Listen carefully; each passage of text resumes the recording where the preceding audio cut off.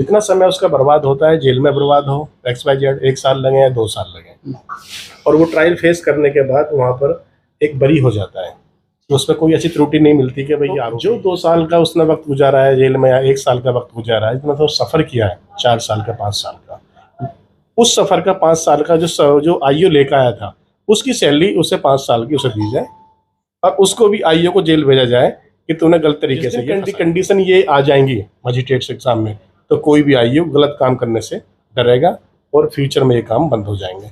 इनको जो छूट देख तो गुंडा होते हैं आम, लेकिन ये वर्दी में बड़े गुंडे बने हुए हैं, किसी को भी फर्जी तरह से फंसा देना।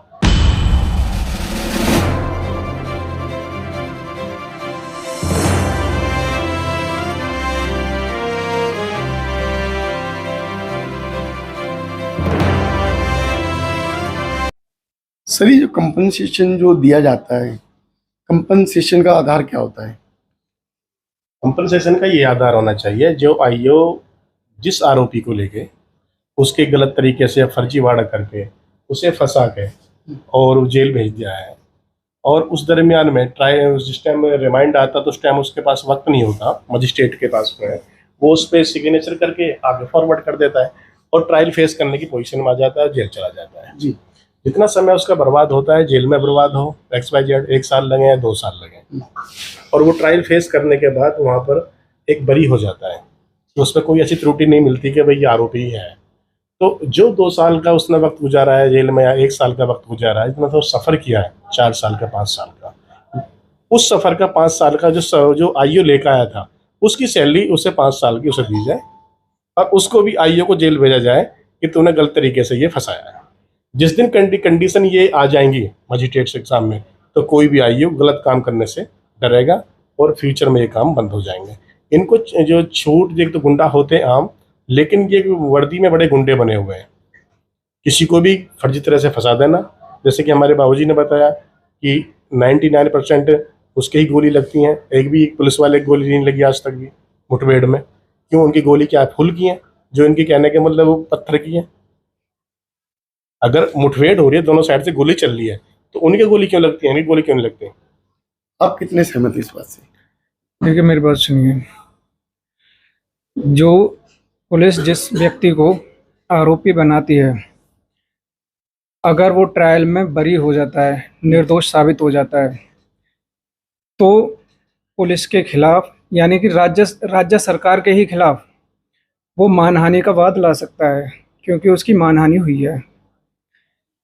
कोर्ट में वो मतलब उसके लिए खर्चे के लिए उसके लिए क्या बोलते हैं, कंपनसेशन के लिए वो वाद ला सकता है, और ये कोर्ट डिसाइड करेगा। मान लीजिए मेरी मानहानि हुई है, मैंने 1 करोड़ का वाद ला दिया, सिविल मानहानि हुई मेरी, मैंने 1 करोड़ का ला दिया कि भाई मेरी 1 करोड़ की मानहानि हुई है, मुझे इतना कंपनसेशन मिलना चाहिए, ठीक है।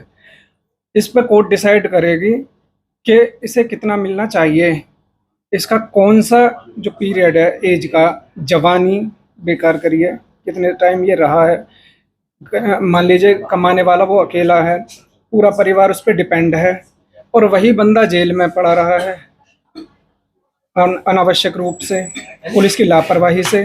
वो जब बरी हो जाता है तो ये कोर्ट देख कर के सारे तथ्यों को तब वो डिसाइड करेगी कि इसे इतना मिलना चाहिए कंपनसेशन। और अधिकतर जो फर्जी केसेस होते हैं जो पुलिस बना के लाती है, वो उनका जो छूटने का, बरी होने का जो डाटा है वो बहुत ज़्यादा है। 99% वो लोग या 100% वो लोग छूट जाते हैं। पुलिस के झूठे मुकदमे वो ट्रायल में सामने उजागर हो जाते हैं, इसलिए वो छूट भी जाते हैं। लेकिन अभी चूंकि इसमें थोड़ा सा सरकार को भी अमेंडमेंट करना चाहिए कि जो लोग बरी होते हैं, जिन लोगों ने इतना कष्ट सहा है, 10 साल मुकदमा लड़ा है, जिस झूठे मुकदमे के कारण वो जेल गया है, उनको कंपनसेशन करने जरूरी है। चाहे वो उनकी पुलिस की सैलरी से काट के लाए या उनके अलग से फंड की व्यवस्था करें। जिसको गलत फंसाया गया और वो ट्रायल में बरी हो जाता है, तो वो अपना मुकदमा डाल सकता है। अगर कोई पुलिस वाला गलत तरीके से फंसा के लेकर आया है, जज के सामने गलत पेश किया और जज ने उसकी जांच कर ली, जज ने उसको छोड़ दिया, तो उस समय जज का क्या रिएक्शन होना चाहिए?